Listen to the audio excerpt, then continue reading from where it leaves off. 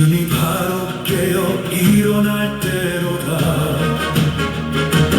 죄악과 혼돈이 나라를 삼키려 할 때 하나님의 백성이여 무릎을 꿇으라.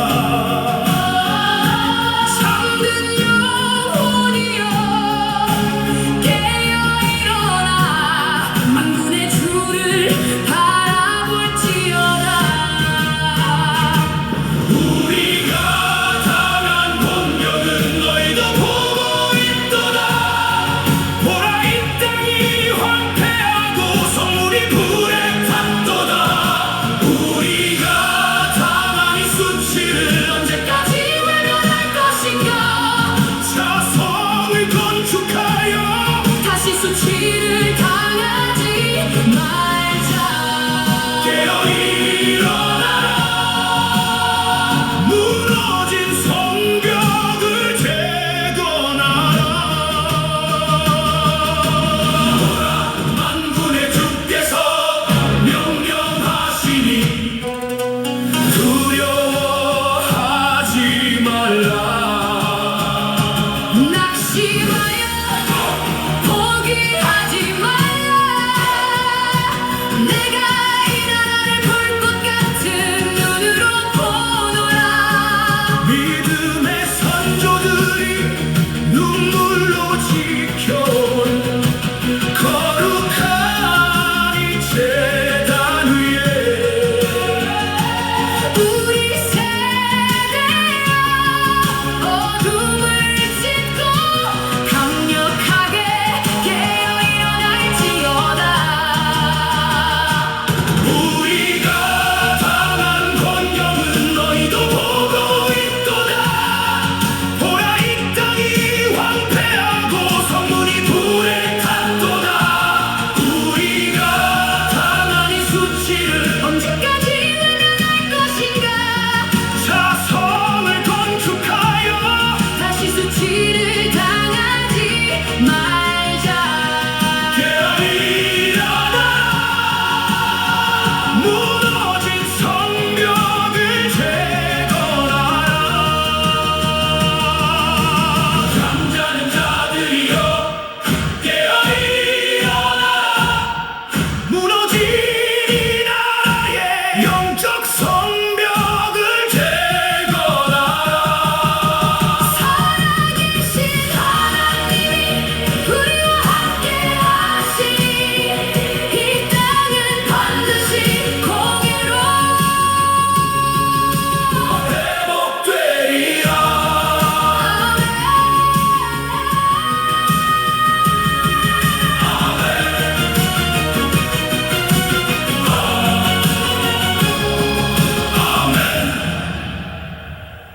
노아의 방주 사건 이후에 모든 인간들이 다 휩쓸려서 다 죽임을 당했지요. 그렇죠? 그 이후에 노아의 방주 사건 이후에 인간들은 바벨탑을 쌓기 시작을 했습니다. 그런데 하나님께서는 그 바벨탑을 흐트러 버리셨어요.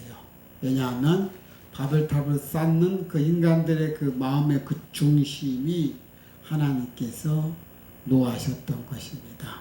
그래서 바벨탑 사건을 으로써 즉 그 바벨탑을 더 이상 못 쌓게 하기 위해서 언어를 갑자기 많은 언어를 바꾸셨습니다.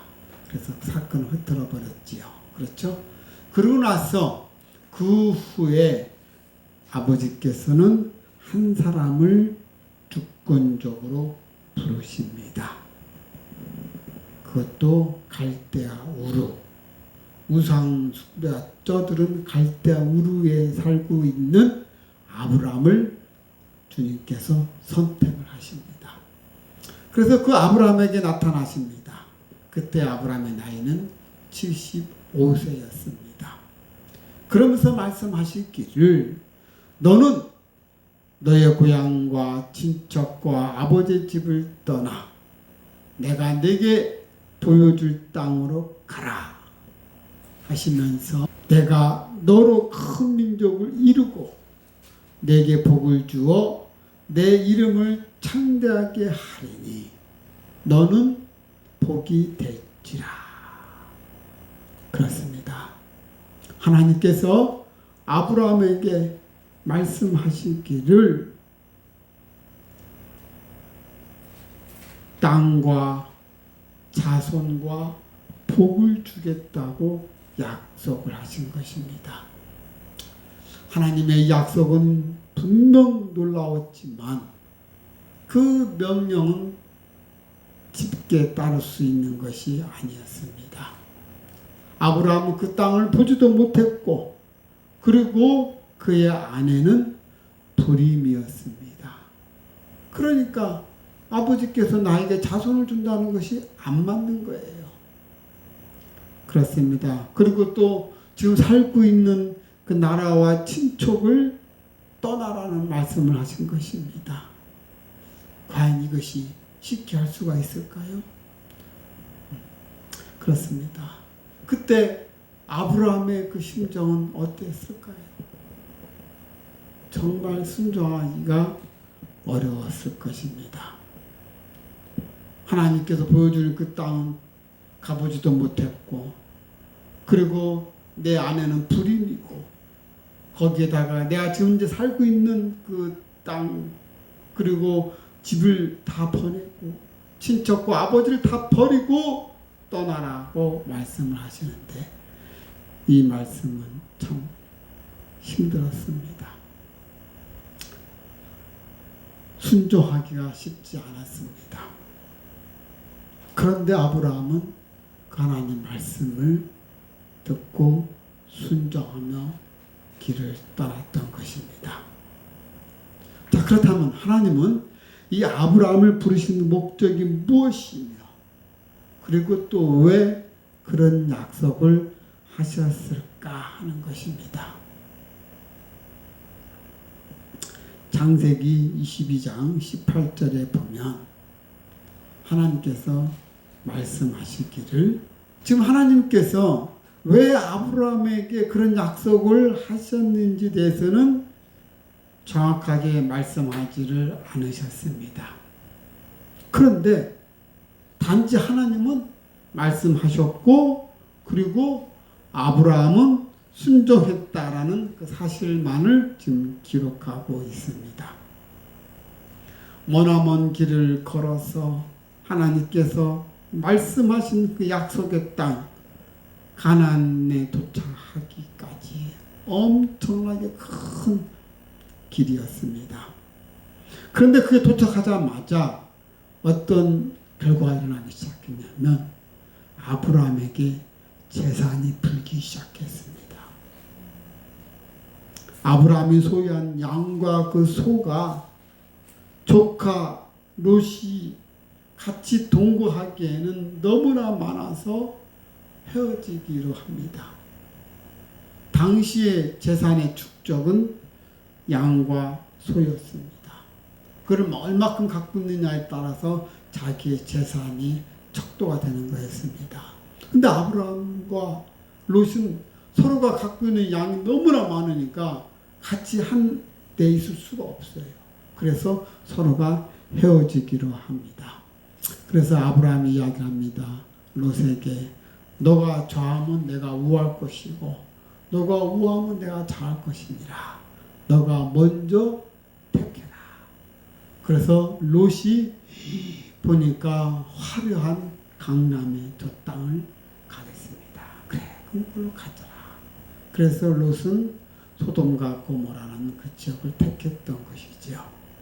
그 후에 메소포타미아 4개국 연합군이 와서 롯은 포로로 잡혀갑니다.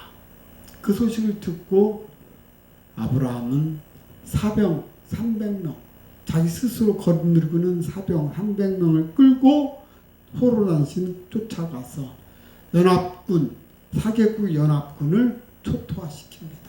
이건 있을 수가 없지요. 한 나라도 아니고 4개국이 모여있는 정예화된 군사들을 이 민간인이 쫓아가서 그들을 무찔른다는 것은 상상할 수가 없죠. 근데 무찔렀어요. 그때는 막 혼비박산에다가 다 도망가 버렸고 자기들이 노획한 모든 것을 다 놓고 가버렸어요. 그래서 오히려 전리품을 챙기고 그리고 조카 롯까지 살리고 그리고 의형령에서 돌아옵니다. 그런데 돌아오는데 그 맞은편에 두 사람이 맞이하고 있어요. 근데 가만히 보니까 그 두 사람은 왕이었어요. 한 사람 왕은 살렘 왕. 다시 말해서 살렘, 예루살렘이에요. 예루살렘 옛날 이름이 살렘이었습니다. 살렘 왕 멜기세덱이었습니다. 이 살렘 왕 멜기세덱이 뭐라고 말을 하냐면 아브라함에게 복을 주라고 이야기를 해요. 이게 기도를 하는데 가만히 들어보니까 나를 찬양하는 게 아니고 이 살렘 왕이 하나님을 향해서 기도하는 거예요. 그러면서 이 아브라함에게 복을 주라고 이야기를 합니다. 그러면서 아브라함이 이끌고 가서 대적해서 무찔렀는데 그런데 살렘 왕은 말하기를 너희 대적을 내 손에 붙이신 지극히 높으신 하나님을 찬송할지어다. 그렇게 얘기하는 거예요. 그 순간에 아브라함이 깨달은 거예요. 내가 사병을 데리고 내 전략에 의해서 그들을 무찌른 건 줄 알았더니 그게 아니고 내게 이 대적들을 손에 붙여주셨구나. 그런 지극히 하나님을 찬송하는구나. 그래서 아브라함이 그 얻은 것에서 그 전리품이죠. 그 전리품에서 10분의 1을 떼서 멜기세덱에게 줍니다. 이것이 최초의 11조가 된 것입니다. 여러분, 재물의 복이 쌓아지는 가장 근본이 11조의 생활입니다. 왜냐하면 그 어떤 그 물질이 이 물질이 주신 것은 하나님이 주셨습니다. 라는 걸 인정하는 거예요. 그래서 조그만 금액이라도 여러분들이 떼서 11조를 드리세요. 그러면은 그 마음에 이것은 아버지가 나에게 주신 것이었습니다. 라고 인정하는 것입니다. 자, 이 사건 이후에 즉 이 11조를 바친 이후에 하나님께서 아브라함에게 또 나타나셨습니다. 그럼 85세 때 나타났습니다. 하나님이 아브라함에게 다시 나타나셔서 하시는 말씀이 아브라함아 두려워하지 말라. Do not be afraid. 두려워하지 말라. I am your shield. 나는 너의 방패다. 그러면서 your very great reward. 너의 지극히 큰 상급이니라. 사카르라는 단어를 썼습니다. 자, 이 말씀은 매우 중요합니다. 그런데 이 말씀에 많은 사람들이 깊이 깨닫지를 못하고 그냥 간단히 쉽게 넘어갑니다. 그러나 우리 레마인들은 하나님께 선포하신 이 말씀의 깊은 뜻을 깨닫고 하나님이 주시고자 하는 그 큰 은혜를 받아서 삶 속에서 누리시기를 바랍니다. 자, 이 본 말씀은 하나님이 아브라함의 상급 그 자체가 되신다고 말씀하십니다. 이 얼마나 놀라운 말씀입니까? 즉, 이 말씀은 하나님 자신이 우리에게 사카르라는 거예요. 정당한 보수, 그것이 상급이라고 말씀하신 거예요. 너희들이 받는 그 상급은 당연한 거다. 지금 이렇게 하나님이 말씀하고 계시는 거예요. 그렇습니다. 내가 너의 방패가 되고 그리고 너의 지극히 큰 상급이다. 그러니 너는 do not be afraid. 두려워하지 말라고 얘기하는 거예요. 그렇습니다. 여러분 다시 한번 이 말씀을 아브라함은 두려워하지 말라라고 다시 한번 하는데 아브라함이라는 단어에 여러분의 이름을 넣으세요. 새야 두려워하지 말라. 나는 내 방패요 너의 지극히 큰 상급이라. 하나님께서 우리에게 복을 주시는데 우리는 하나님으로부터 많은 종류의 복을 받습니다. 예를 들면 물질의 복도 받고 건강의 복도 받고 그리고 자식의 복을 받고 등등 많은 복을 받고 있습니다. 여러분들은 가장 큰 복이 무엇입니까? 여러분들은 어떤 복이 가장 큰 복이라고 생각을 하십니까? 그렇습니다. 하나님께서는 우리에게 당신 스스로가 정당한 보수가 된다고 말씀하십니다. 나는 너의 지극히 큰 상급이라고 말씀하십니다. 하나님께서 우리에게 말씀하시기를 나는 너의 방패가 될 것이며 또 너의 지극히 큰 상급이라고 말씀하신 것입니다. 여기서 말씀하신 하나님의 큰 상급, 이 상급이라는 이 말에 사카르란 단어를 썼다고 그랬어요. 사카르는 정당한 보수예요. 여러분들 일을 하고 나면은 정당한 보수를 받을 권리가 생기죠. 바로 그거라는 거예요. 하나님 자신이 너희들이 요구하는 그런 정당한 보수가라는 거예요. 참 얼마나 놀라운 말씀입니까? 그렇습니다. 이 말은 우리들의 모든 행복과 축복의 근원이 되심을 말하고 있는 것입니다. 그렇습니다. 하나님은 인간의 생사화복을 주관하시는 절대 주권자로서 그로부터 모든 행복과 축복이 흘러나옵니다. 따라서 우리는 모든 행복과 축복이 근원 되시는 그 하나님을 항상 바라보면서 그분께 소망하며 의지해야 한다는 것입니다. 이것이 바로 우리 인생을 복되게 하는 비결이라는 것입니다. 여러분, 하나님의 그 존재, 과연 하나님은 나에게 어떤 존재인가? 이 말은 나는 하나님에 있어서 어떤 존재가 될까? 한번 여러분 깊이 생각해 보시기 바랍니다. 하나님께서 직접 말씀하십니다. 나는 너의 방패가 되고 너의 지극히 큰 상급이라고 말씀하십니다. 그렇습니다. 우리에게 있어서 가장 큰 축복은 하나님께서 바로 나의 보호자가 되시는 것입니다. 그리고 나의 상급이 되신다는 거예요. 그렇죠? 그러므로 하나님을 믿는 우리는 어떤 위험과 고난 가운데에서도 담대할 수가 있다는 것입니다. 그렇습니다. 하나님의 이 말씀을 다시 한번 여러분 마음판에 새기면서 여러분 마음 이름을 부르시면서 그래 새야 여러분이 입술로 여러분 자신을 속삭이면서 위로해 주세요. 새야 두려워하지 마.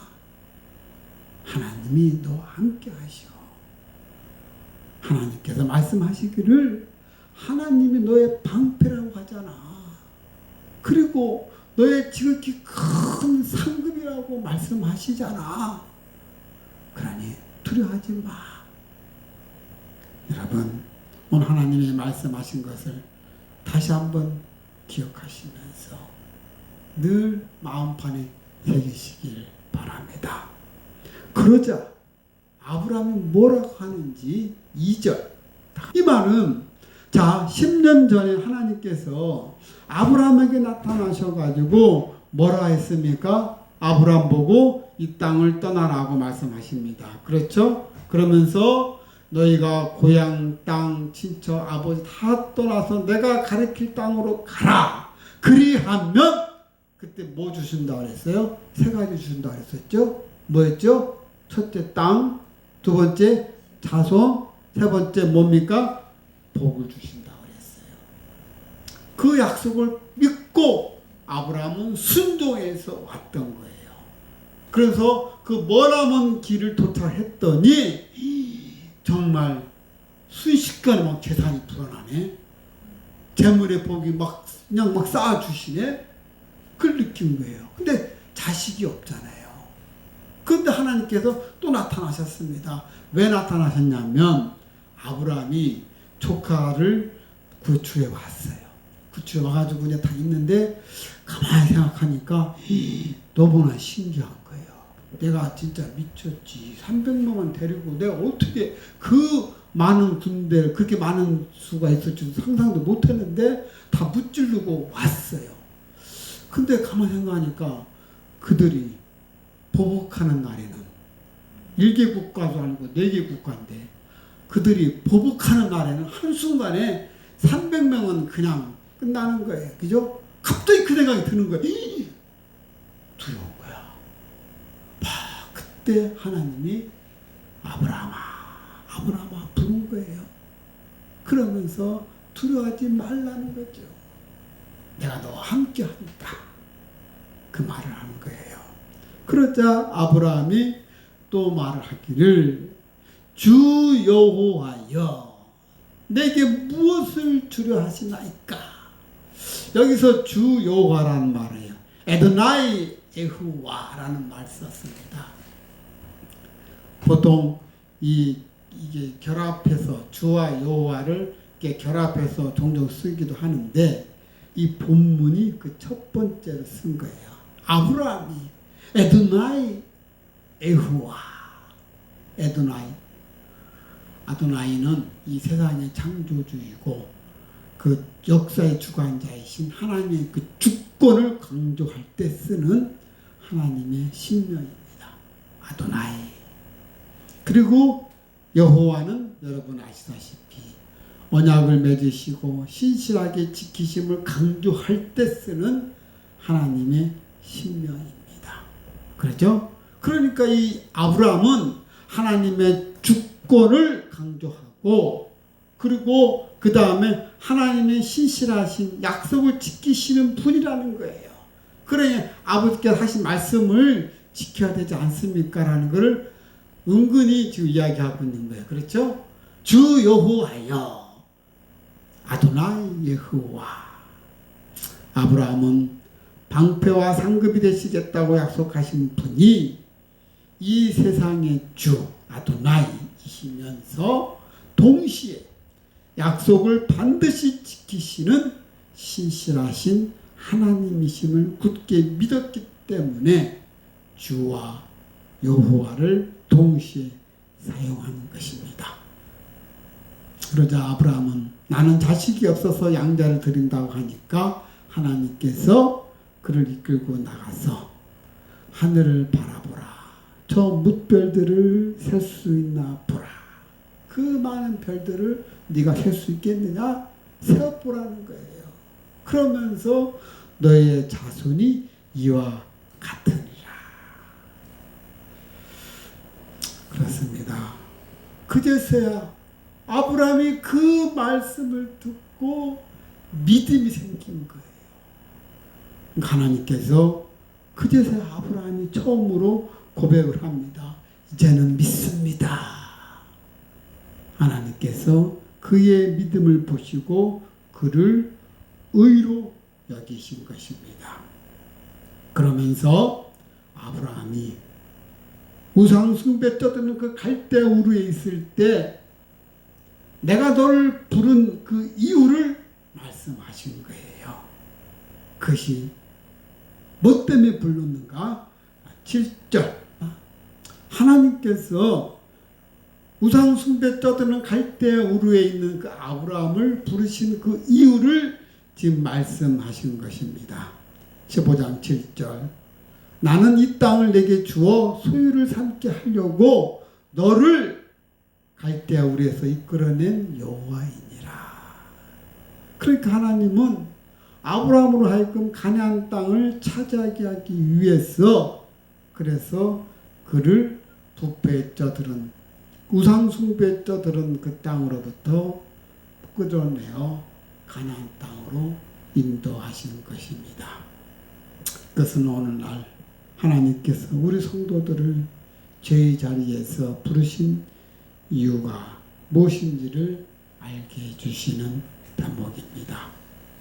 그렇습니다. 하나님께서 우리를 부르시는 궁극적인 그 목적은 앞에서 본 대로 하늘 가나안 땅을 차지하기 위함이지만 또 한편으로는 우리에게 복을 주시기도 하지만 또한 사명을 맡기시기 위함이라는 것입니다. 물론 그 사명은 각자 개인마다 다 다를 것입니다. 어떤 사람에게는 복음을 증거하는 그 전도자의 사명을 받을 것이고 또 어떤 사람에게는 찬양하는 사명을 또 어떤 사람에게는 봉사하는 사명을 또 어떤 사람에게는 또 다른 사명을 그렇습니다. 그래서 하나님께서 부름받은 우리는 어떤 사명을 받았는지 한번 살펴보아야 할 것입니다.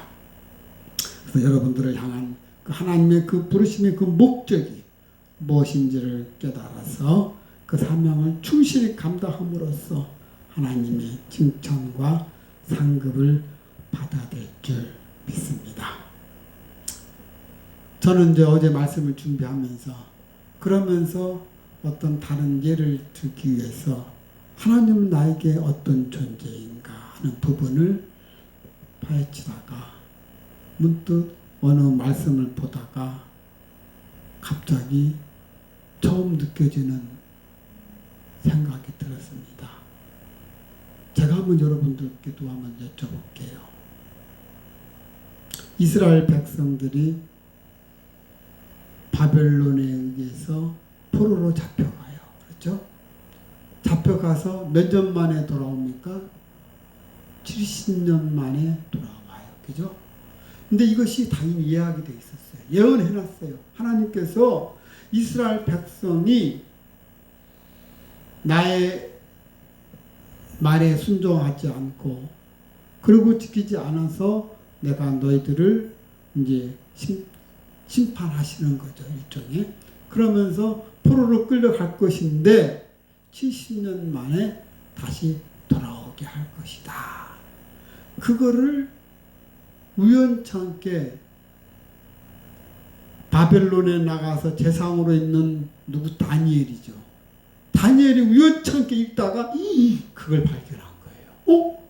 하나님이 이미 70년 만에 다시 귀국시키겠다고? 영원히 당시의 바벨론은 제국 중에 제국이에요. 그런 제국에 짓밟혀서 포로로 끌려왔는데 다시 돌아가리라는 건 꿈도 꿀 생각도 할 수 없었고 그리고 그 나라를 무찔러서 다시 이스라엘에 재건된다는 건 도저히 지금으로 말하면 미국이라는 제국을 무찔러서 다시 멕시코가 예를 들어서 멕시코가 좀 많이 뺏겼잖아요. 미국의 땅이. 지금 뭐 예를 들어서 뭐 텍사스 그러죠? 거기다 그 땅들은 다 멕시코 땅이었거든요. 근데 미국 다 뺏었어. 그런데 멕시코가 다시 미국이 지금 전 세계 제패하고 있는 미국을 무너뜨리고 다시 그 땅을 차지한다라고 생각할까요? 못하지요. 그와 똑같아요. 그런데 보니까 문헌상에 이미 하나님께서 그 100년 전에 예언을 해놓으신 거예요. 이 사실을 보고 에레미야를 통해서 하나님이 예언하신 그 말씀을 보고 가만히 따져본 거예요. 70년? 따져보니까 얼마 안 남았어. 그러자 다니엘이 어떻게 했습니까? 그때부터 죄에 대한 머리를 뒤집어 쓰고 그러면서 금식 기도하기 시작한 거예요. 그러면서 하나님께서 이 놀라우신 이 예언의 이 말씀을 이루어 주시라고 그때부터 막 그냥 금식하면서 기도에 들어갔다는 거예요. 그래서 결국은 70년 만에 고레스 칙령에 의해서 그 고레스가 지금에 말하면 페르시아, 이란 그 왕이 명령을 해서 다시 돌아가라고 명령하고 그리고 돈까지 줘가지고 재건하려면 물질이 있어야 되니까 그 돈까지 챙겨서 보낸 게 바로 페르시아 왕 고레스. 그 이란의 왕이에요. 참 아이러니하죠. 지금 이란과 이스라엘은 지금 적이잖아요. 앙숙이잖아요. 그죠? 그렇게 해서 돌아와서 성벽을 재건하고 또 성전도 다시 짓고 그리고 또 이스라엘 유대를 지키면서 오늘날 이스라엘이라는 나라를 만들었던 것입니다. 자, 그런데 그때 돌아왔던 그 지파는 이스라엘의 12지파 중에 오직 유다 지파와 베냐민 지파만 돌아왔다는 거예요. 나머지 10지파는 없어요. 여러분은 그걸 생각해 봤습니까? 전혀 생각하지 못했던 부분이잖아요. 포로가 돌아온 것은 유다 지파하고 베냐민 지파만 돌아왔어요. 10지파들은 없어요.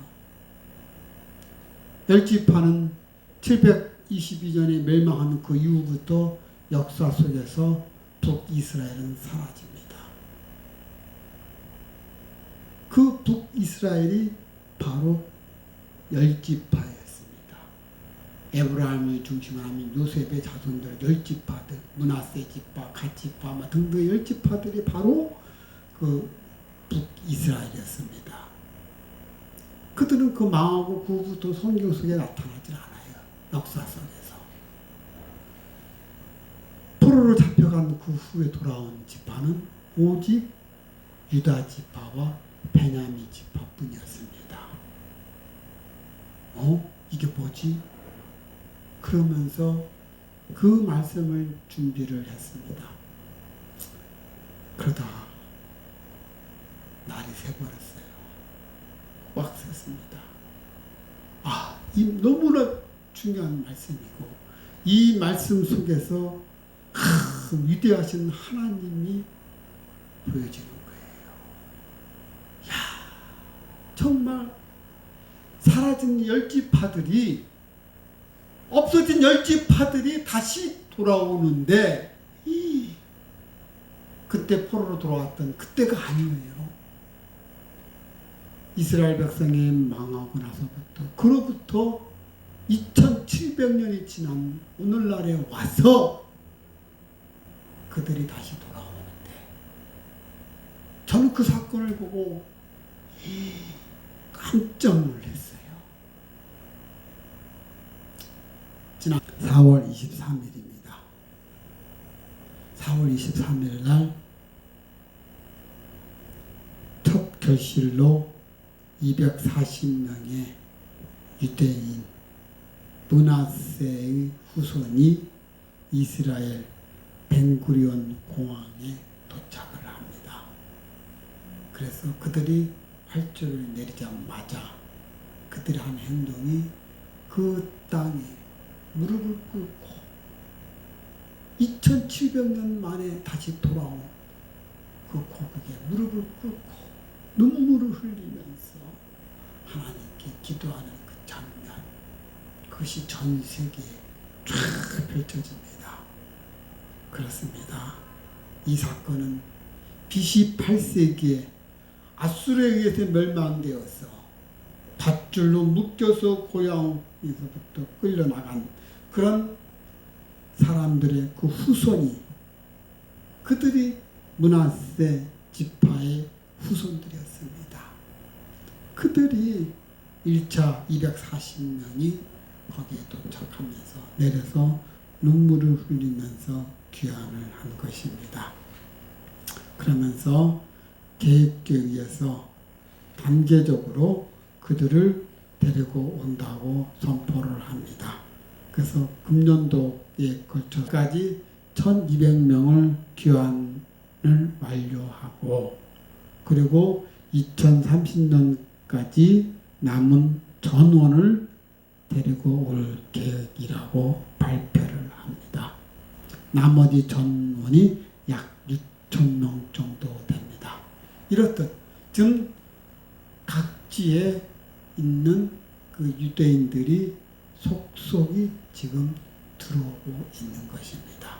자, 그렇다면 여기서 우리가 의문점을 갖는 게, 우리는 지금까지 포로로부터 귀환되어 온 이스라엘 지파가 12지파로 알고 있는데, 알고 봤더니 오직 2지파뿐이었어요.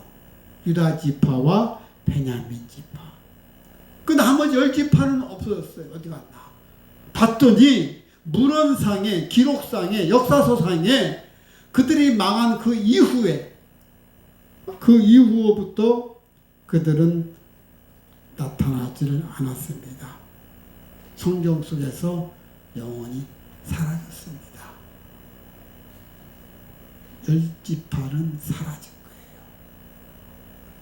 자, 그렇다면 왜 이스라엘 10지파가 사라졌을까 하는 거예요. 2지파는 다시 돌아와서 그 땅을 재건을 했는데, 열왕기 17장 이후로 10지파 이름은 성경의 역사서에서 사라졌습니다. 자, 그런데 그 이후에 에스겔 37장에 보면 하나님께서 선지자 에스겔을 불러서 그에게 환상을 보여줍니다. 여러분들이 잘 아시는 에스겔의 그 유명한 마른 뼈의 환상 기억하시지 않습니까? 그렇죠? 하나님으로부터 명령을 받으면서 환상을 보여주는데 등등등등 이런 것들이 하나하나 하나님께서 계획하심이 나타나는 거예요. 2700년 만에 나타나는 이스라엘 지파들. 그렇습니다. 여기서 보면서 정말 왜 10지파들은 사라졌고 2지파는 돌아올 수 있었을까? 그 내막을 볼 때 10지파들은 하나님께서 그렇게 그들에게 강조했고 말씀을 지키라고 얘기했고 했는데 그들이 지키질 않았어요. 그래서 하나님이 선지자를 또 보냈습니다. 그들이 선지자를 때리고 쫓고 또 보내고 반복했는데 불구하고 그들은 끝내 하나님의 말씀을 거부하고 그리고 이방인들의 신을 섬기고 끝내 그들이 그런 모습을 보임으로 인해서 결국은 나라는 멸망하게 되지요. 자, 이런 과정들을 보면서 저는 하나님은 놀라우신 계획하신 아버지의 큰 그림을 다시 한번 감사가 절로 나오게 되더라고요. 이 부분은 다음 주에 제가 말씀드리기로 하고, 오늘은 그렇습니다. 하나님께서 우리에게 주신 그 각급 봉사 사명들이 무엇인가? 여러분들이 하나님께서 주시는 그 봉사 사명을 깨달으셔서 하나님으로부터 많은 은총 받으시기를 바랍니다.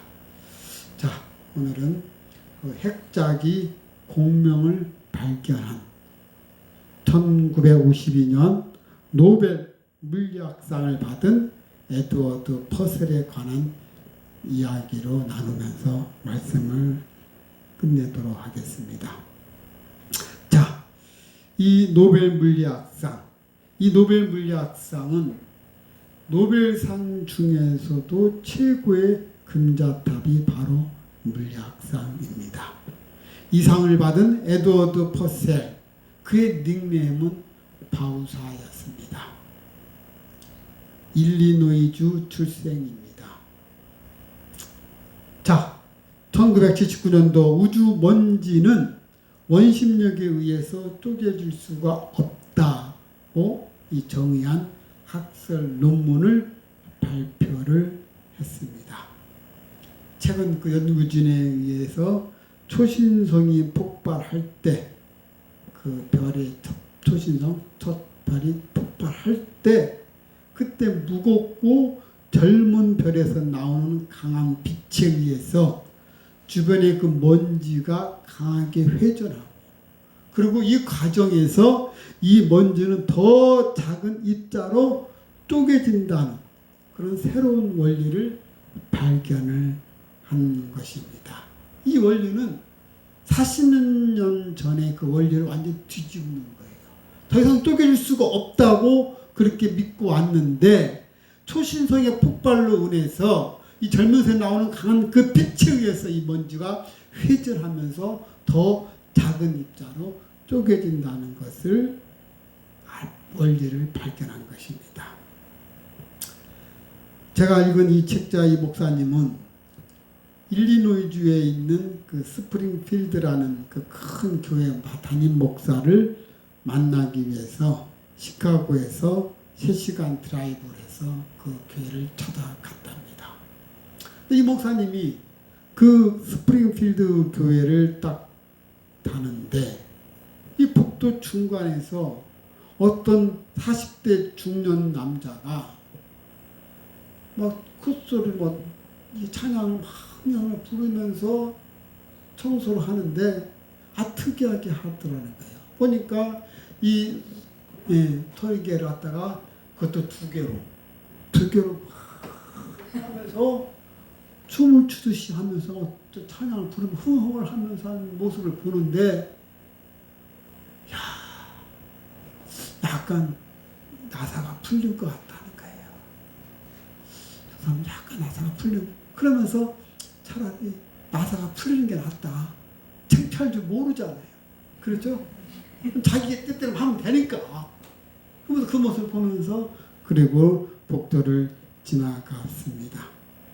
그러면서 그 다음날 그 주일날 예배를 마치고 또 3시경쯤에 이렇게 나오는데, 그 어디 봤던 그 중년, 그 청년이, 그 사람이 다시 먼지 털기를 가지고 또 와서 청소를 또 하더랍니다. 또 춤을 추면서 또 찬송을 하면서 정열적으로 또 막 하더라는 거예요. 그래서 땀을 삘삘 흘리면서 하는 그 모습을 보면서 참 멋있다는 생각이 들었다는 거예요. 그런데 목사님이 얘기하는 거예요.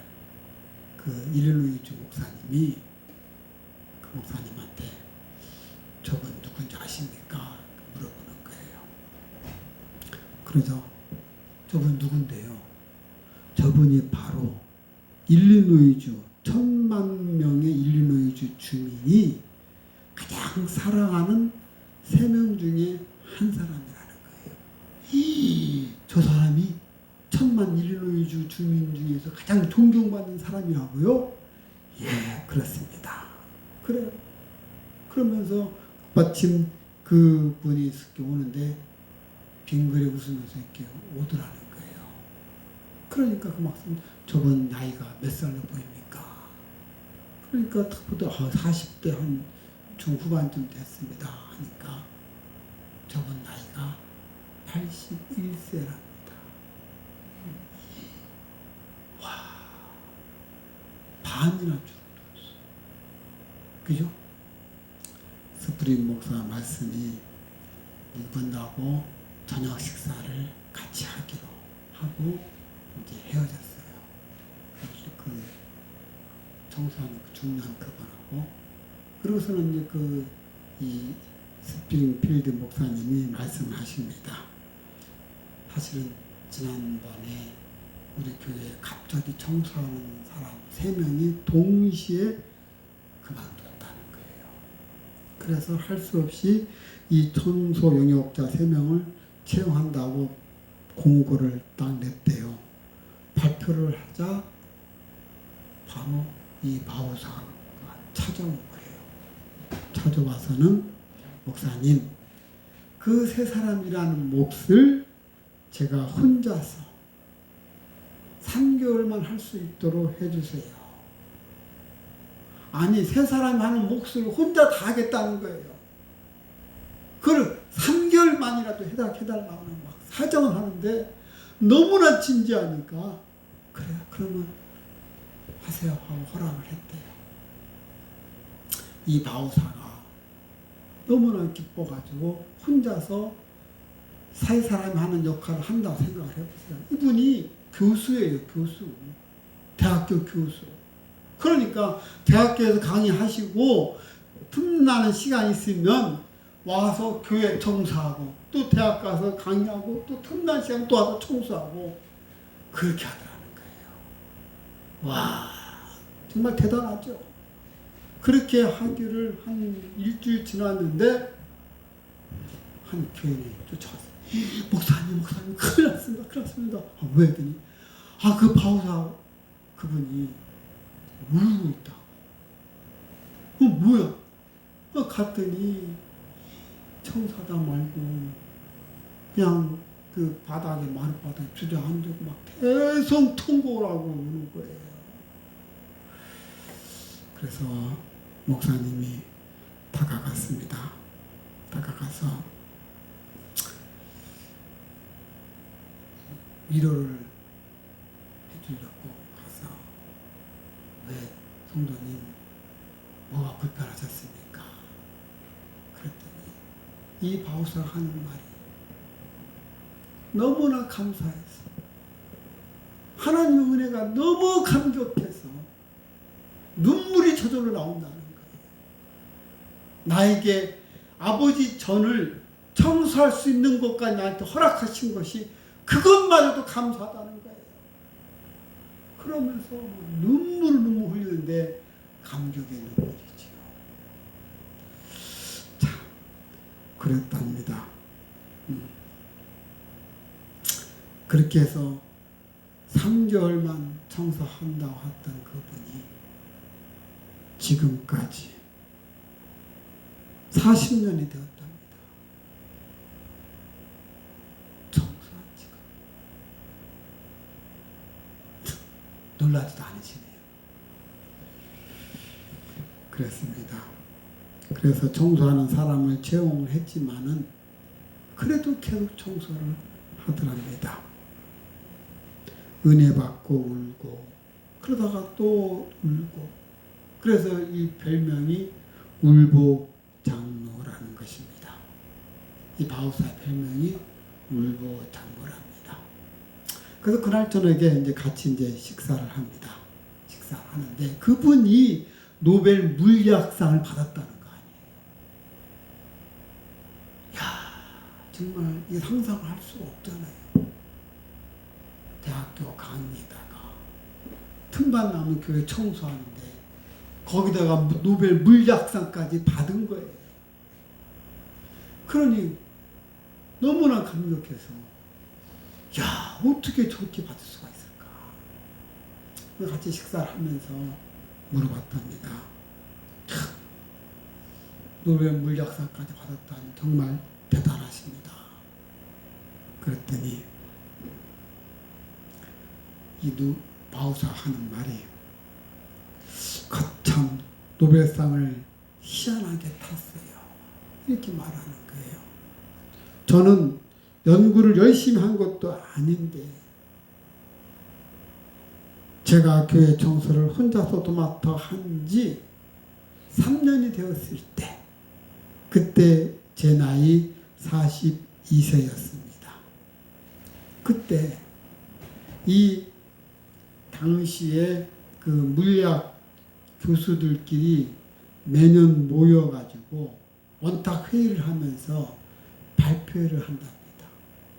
그래서 물리학 교수 30여 명이 원탁 회의를 해년마다 같이 모여서 그동안에 자기가 연구했던 걸 발표를 한답니다.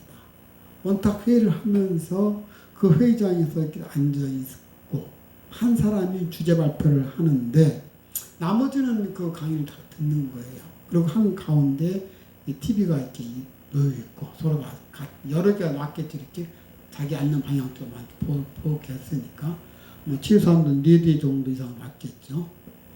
그런데 그렇게 하면서 학회를 하고 있는 도중에 그 TV가 갑자기 뭐가 딱 나오는데 내가 평소에 관심이 있는 대목이 내용이 나오는 거예요. 저게 뭐야? 그러면서 그걸 보자마자 이 바우사는 막 글 쓰기 시작한 거예요. 막 이렇게 자막 넘어가니까 막 그때마다 막 쓰기 시작했는데 1시간 내내 막 나오더라는 거예요. 그 사람은 학회도 듣지도 않고 그거만 받아 쓴 거예요. 그래가지고는 그걸 가지고 다시 와가지고는 다시 또 쫙 이렇게 분석을 했답니다. 그래서 그 지나간 그 모든 걸 보고 1시간 내내 뺏겼는데 그걸 놓고 딱 정리를 해가지고는 1년 후에 글을 발표를 한 거예요. 그것이 바로 처음에 말씀드렸던 핵자기 공명의 발견입니다. 자, 이것이 바로 노벨 물리학상을 받게 한 것입니다. 그러니 본인이 연구한 것도 아니고 거기에 의해서 그래서 우리가 뭐 CT 촬영이라든가 MRI 촬영할 수 있었던 것이 바로 이 바우사 이분이 그거를 핵자기 공명을 발견했기 때문에 오늘날 우리 의료의 큰 획기적인 진보가 온 것입니다. 그렇습니다. 이 장면을 보면서 바우사는 자기가 한 것은 없는데 자기는 그저 청소한 것밖에 없는데 하나님께서 이런 복을 주셨다. 그러면 여러분들 아시다시피 노벨 물리학상 받으면 명예는 명예지만 또한 물질도 따라오지 않습니까? 그렇죠? 그렇기 때문에 그로부터 40년 동안 청소를 계속 했다잖아요. 놓지를 못하는 거죠. 하나님의 은혜가 얼마나 감사한지. 그렇습니다. 여러분 아버지 집에 와서 조그만 일에 한번 봉사하는 일에 앞장서 보시길 바랍니다. 이것이 곧 복받는 비결이라는 것입니다. 그렇습니다. 사랑하는 우리 레마 가족 여러분, 여러분에게 있어서 하나님은 어떤 분이십니까? 하나님은 여러분이 생각하는 만큼의 하나님의 능력을 여러분이 생각하는 만큼의 그 믿음대로 행하시는 분이시라는 것입니다. 여러분들이 하나님의 능력을 이만큼 생각하신다면 그 믿음의 그 깊이만큼 하나님께서 행하신다는 것입니다. 그렇습니다. 여러분은 하나님을 높이 세우면 하나님께서도 여러분을 높이 세우실 것입니다. 저는 오늘 아침에 기도를 하면서 하나님께 얼마나 감사한지, 나 같은 자를 하나님께서 이렇게 쓰임받게 하시니 그것이 너무너무 감사한 거예요. 사실 저는 이렇게 다른 목회자분의 설교를 보더라도 좀 제가 좀 죄송하지만 좀 저 자신이 교만이라 할 수가 있어 말 안 하는데 참 너무나 차이가 나요. 아니, 어떻게 저 깊이를 깨닫지 못하고 그 다음부터 깊이를 못 가고 저렇게 설교를 할까? 이런 생각을 많이 합니다. 사실 이제 제 설교의 깊이 알아주는 목사님은 참 저한테 대단하다고 이렇게 말을 해요.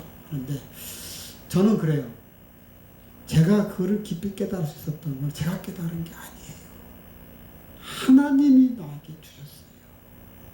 아버지께서 주신 건데, 아버지께서 깨닫게 해주신 건데, 그래서 저는 깨달은 대로, 말씀하신 대로 그대로 적고, 그렇게 해서 여러분들에게 선포한 것 뿐인데, 얼마나 감사해요. 그런데 아버지께서는, 세야, 하면서 나를 그렇게 이뻐하시고, 너무너무 감사한 거예요. 그렇습니다. 여러분, 여러분 하나님의 말씀대로 순종하면 하나님께서 여러분을 여러분 생각하는 그것보다 더 높이 하나님이 세우신다는 것입니다. 여러분이 하나님을 높이 세우시면 하나님께서도 여러분을 높이 세우신다는 거예요. 하나님의 무한하신 능력을 믿고 의지하면 하나님은 반드시 이루어 주신다는 분입니다. 그래서 여러분 마음속에 늘 하나님을 믿고 그분을 의지하고 그리고 그분을 경외하는 마음으로 나아가시길 바랍니다. 이 경외라는 말이 두렵다는 뜻이 있다고 했어요. 그렇죠? 두려운 마음으로 하나님을 바라보면서 감사하시라는 것입니다. 그럼 하나님께서 우리에게 무한하신 사랑을 베풀어 주실 것입니다. 그런데 우리는 하나님의 그 사랑에 여러분들은 어떻게 생각해 왔습니까?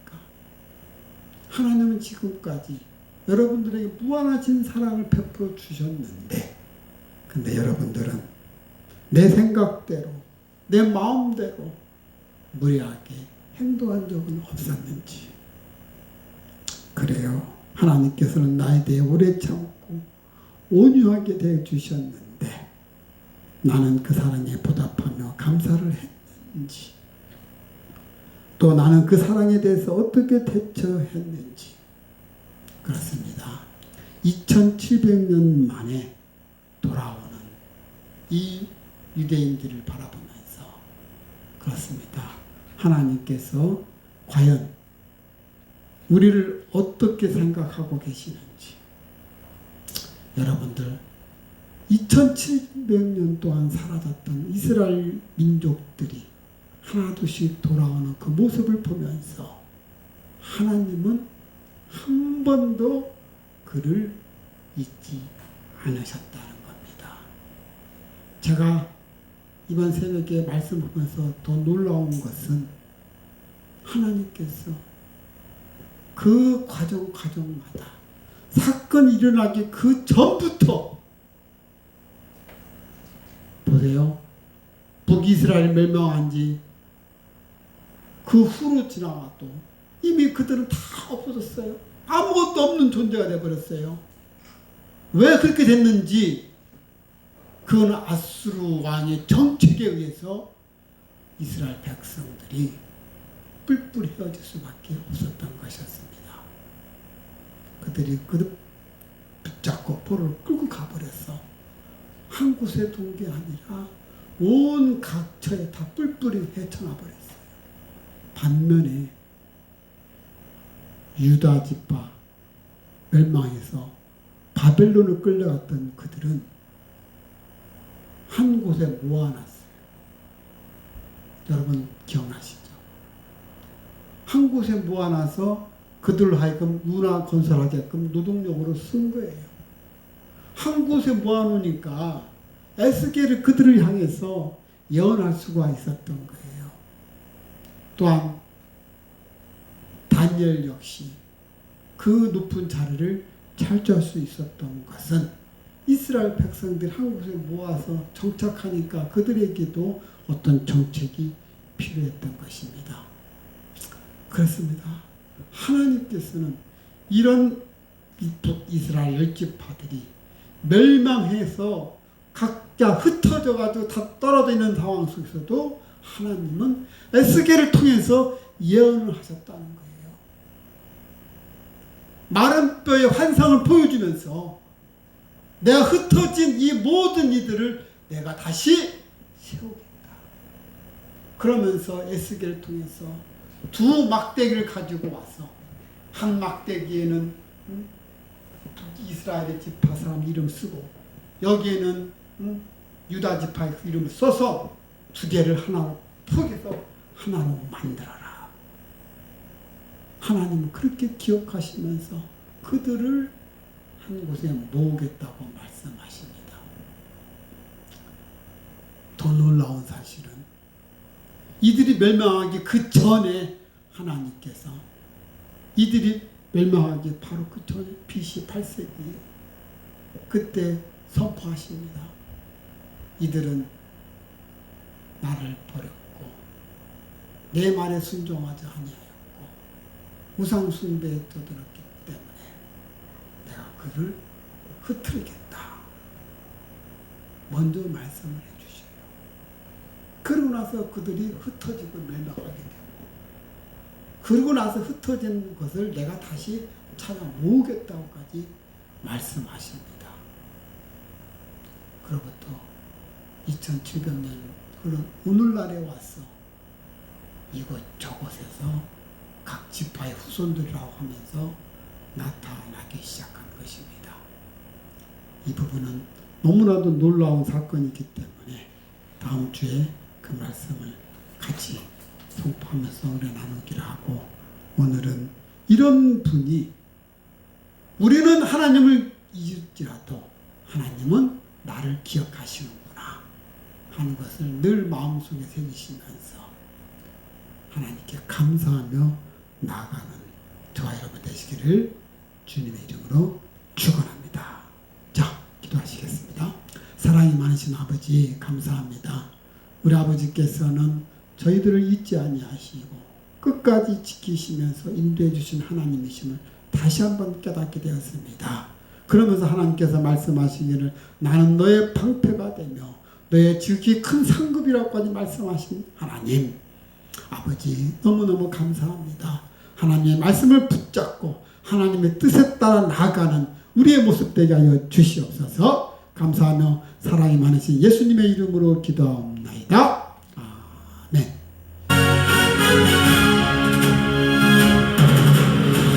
눈을 들어 이 땅을 보라. 진리가 무너지고 공의가 사라졌도다. 언제까지 침묵 속에 잠들어 있을 것인가. 지금이 바로 깨어 일어날 때로다.